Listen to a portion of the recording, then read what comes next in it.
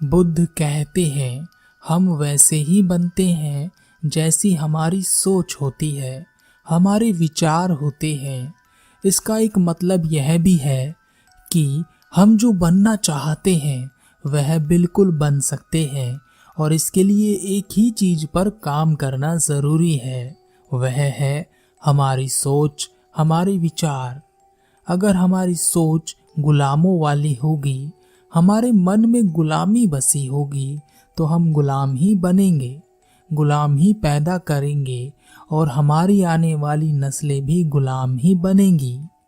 क्योंकि हम अपने विचारों को, अपनी भावनाओं को और अपने कर्मों को अपने आने वाली पीढ़ियों को देते रहते हैं। ऐसा होने से हम अपने आप को रोक नहीं सकते। हम एक ही काम कर सकते हैं और वह है अपनी सोच को बदलना, अपने विचारों को बदलना, और इसी के माध्यम से हम अपनी जिंदगी को भी बदल सकते हैं। याद रखना, जब हम अपनी जिंदगी को बदलते हैं तो हम अपने आने वाली पीढ़ियों की जिंदगी को भी बदल देते हैं। लेकिन सोच यानी विचार हम खुद ही होते हैं, या कहें कि इस दुनिया में जितने भी मनुष्य हैं वह सभी मनुष्य नहीं हैं, बल्कि एक सोच या विचार है जो शरीर के माध्यम से प्रकट होते रहते हैं।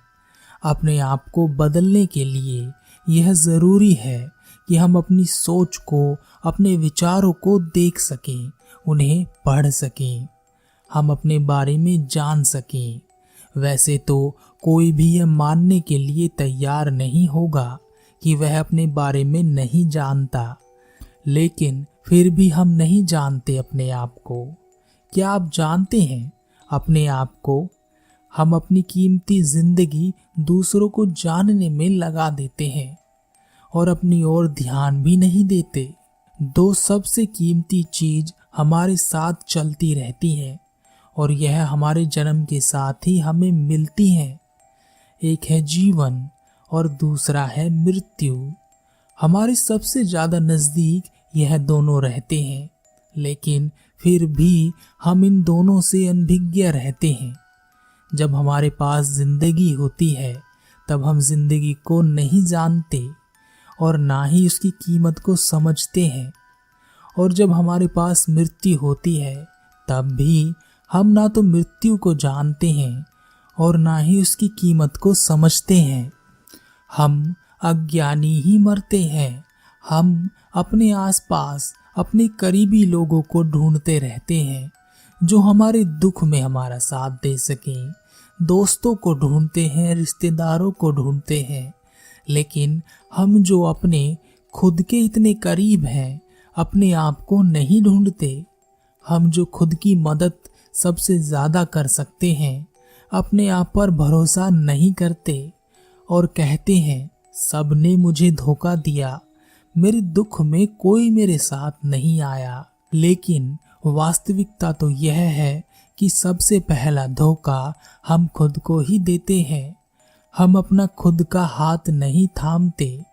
हम चाहते हैं कि कोई आकर हमारा हाथ थाम ले, और इसका कारण केवल इतना ही है कि हम अपने आप से अनभिज्ञ हैं। हम अपनी शक्ति से अनभिज्ञ हैं। शक्ति जो विचारों से आती है, सोच से आती है, और यही शक्ति आपका निर्माण करती है। बहुत से लोग आत्माओं को खोजते हैं और इसके लिए वह ना जाने कहां कहां भटकते रहते हैं। कितनी ही किताबों को पढ़ डालते हैं, कितने ही लोगों से आत्माओं के बारे में सुनते हैं, लेकिन यह भी तो सच है ना, अगर आत्मा है तो आपके भीतर भी तो होगी, तो कहीं दूर क्यों जाना। अपनी आत्मा को आप खुद नहीं जान सकते जो आपके इतने करीब है और आप में ही बसी है। अगर वह आप में है तो उसमें और आप में एक रत्ती भर का भी फासला नहीं है। लेकिन याद रहे, मैं यह नहीं कह रहा हूँ कि आत्माएं होती हैं, क्योंकि आत्माओं को लेकर एक बहुत बड़ा विचार या सोच लोगों के मन में हजारों सालों से चली आ रही है। पता नहीं आप आत्मा से क्या मतलब निकाल लें। हम अपने आप को भूलकर दूसरे लोगों में दोष निकालते रहते हैं, कमियां ढूंढते रहते हैं, उनकी कमियों को कहने में आनंद लेते हैं। लेकिन क्या कभी हम अपने आप में दोष निकालते हैं, अपनी कमियों को ढूंढते हैं? क्या उन कमियों को हम अपने आप से भी कभी कहते हैं? जहां हमारी बात आती है वहां हम अपने आप को अंधा कर लेते हैं, बहरे हो जाते हैं और गूंगे की तरह खड़े रहते हैं। कोई हमें हमारी कमियां दिखा दे तो हमारे अहंकार को बहुत ठेस पहुंचती है। हम यह तो नहीं देखना चाहते कि हम में कोई कमी भी है या नहीं, बस उस आदमी को, उस विचार को और उस सोच को खत्म कर देना चाहते हैं जो हमारी कमियों को दिखा रहा है।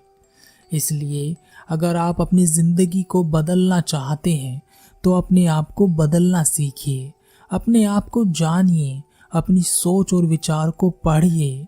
जितना समय आप बाहर की दुनिया में देते हैं उसमें से थोड़ा सा समय अगर आप अपने आप पर भी देंगे तो आप अपनी जिंदगी को अवश्य बदल पाएंगे।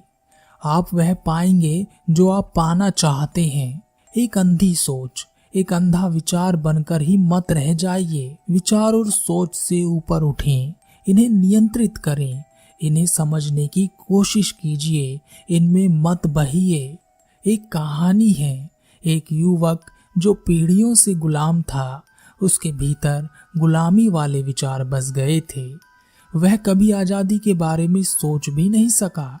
गुलामी जैसे उसका धर्म बन गया। वह मार खाता और काम करता। एक दिन एक लड़की को गुलाम बनाकर लाया गया, लेकिन वह लड़की पीढ़ियों से गुलाम नहीं थी। पहली बार उसे गुलाम बनाया गया था।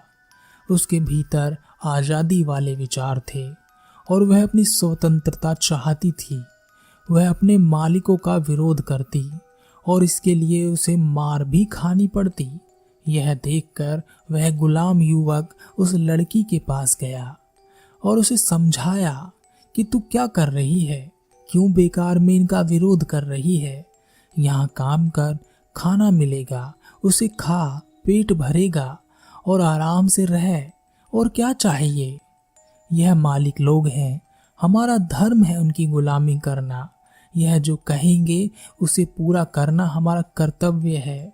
तुम व्यर्थ इनका विरोध करती हो और पाप कमाती हो।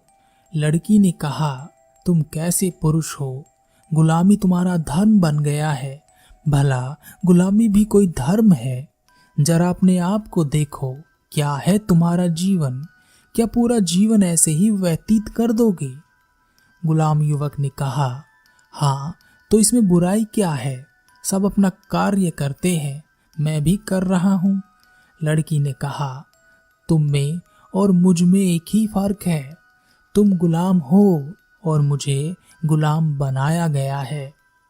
उस गुलाम युवक के मन पर चोट सी लग गई और वह बेचैन हो गया। वह मन ही मन सोचता रहा कि मैं गुलाम हूँ और उसे गुलाम बनाया गया है। एक दिन वह लड़की वहां से भाग गई। तब उस लड़के के मन पर दूसरी चोट लगी। उसने सोचा कि गुलाम भी भाग सकता है। आज तक तो उसके मन में यह बात कभी आई ही नहीं थी। उसके विचार बदलने लगे और उसने कहना शुरू कर दिया, उसे गुलाम बनाया गया है, वह गुलाम नहीं है। जब यह बात उसके मालिक को पता चली तो उसने उसे बहुत मारा, उसे अधमरा कर दिया। लेकिन अब उसके अंदर आजादी का, स्वतंत्रता का विचार पनप चुका था। अब वह नहीं रुकने वाला था।